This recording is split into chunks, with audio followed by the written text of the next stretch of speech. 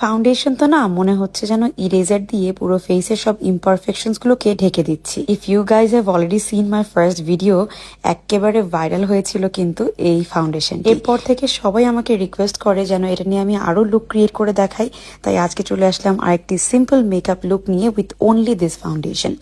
আমি আমার শেড 2টাকে দিয়ে পুরো ফেসে অ্যাপ্লাই করব, আর আজকে আমি আপনাদের জন্য শেড 1টাকেও অ্যাজ আ হাইলাইটার অ্যাপ্লাই করে দেখাবো।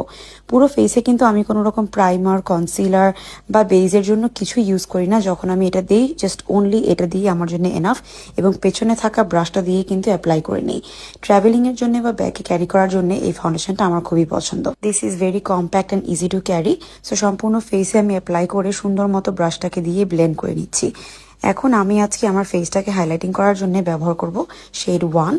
আন্ডার আই এরিয়াতে একটু দিয়ে দেখিয়ে দিচ্ছি, যেহেতু শেড 1টা আমার যে একটু ব্রাইটার, আমি হাইলাইটিং এরিয়াতে যেখানে ইউজুয়ালি কনসিলার দিই সেখানে দিয়ে আমি একটু ব্লেন্ড করে নিচ্ছি।